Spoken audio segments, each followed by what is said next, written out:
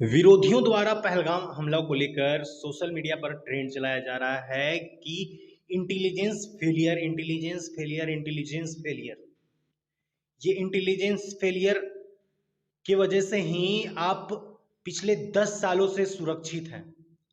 पिछले 10 सालों से एक भी हमला नहीं हुआ, ये इंटेलिजेंस फेलियर की वजह से ही हुआ है। इंटेलिजेंस फेलियर आपको 10 साल से सुरक्षा दे रहा है। Intelligence failure, intelligence failure, intelligence failure. विरोध करना मतलब ये नहीं कि आप किसी का भी विरोध कर दें। विरोध करना ये नहीं कि आप अपने राजनीतिक चमकाने के लिए किसी भी चीजों का विरोध कर दें। इंटेलिजेंस का आप विरोध कर रहे हैं।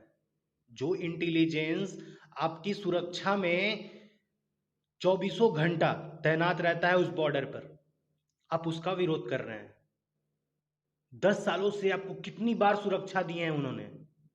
अगर इंटेलिजेंस फेलुअर होता तो 10 सालों में कम से कम 100 बार घटना घट चुकी होती भारत में।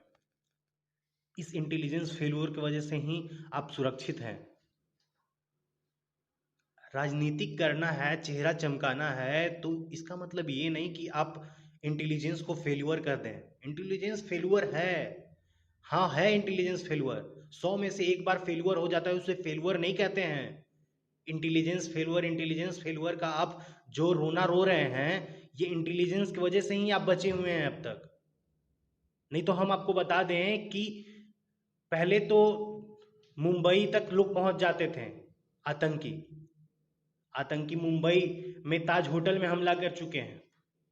सोचिए बॉर्डर से वो कितना दूर है। दिल्ली में हमला कर चुके हैं वो। पहले परिवार अगर पार्क में जाती थी तो पार्क में लिखा हुआ रहता था कि किसी भी सामान को टच ना करें, उसमें कुछ भी चीज हो सकता है। कभी पार्क में आपको अटैची में बम मिल रहा है, तो कभी आपको लाल किला पे बम मिल रहा है, तो कभी आपको यहाँ बम मिल रहा है, कभी वहाँ बम मिल रहा है, तो कभी यहाँ आतंकी हमला हो रहा है, वहाँ आतंकी हमला हो रहा है। इंटेलिजेंस फेलुअर उसको कहते हैं। पिछले 10 साल 15 साल से इंटेलिजेंस फेलुअर एक दो बार हुआ तो वो इंटेलिजेंस फेलुअर नहीं हुआ। इंटेलिजेंस फेलुअर के नाम पर आप लोग अपने राजनीतिक चमकाना बंद करें। इंटेलिजेंस फेलुअर, हाँ आप मोदी का विरोध कीजिए ना। मोदी का विरोध करने को भी मना थोड़ी कर रहा है।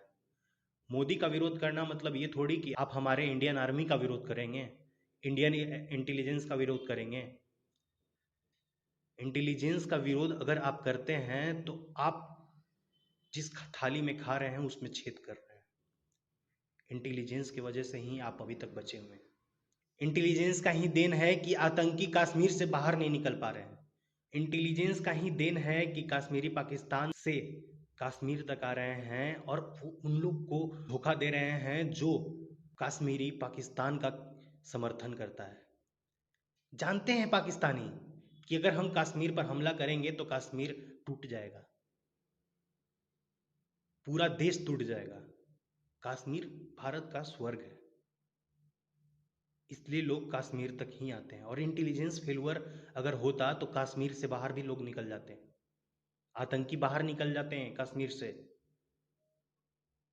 मुंबई, दिल्ली, हैदराबाद और बड़े बड़े शहरों में भी बम विस्फोट हुआ है पहले।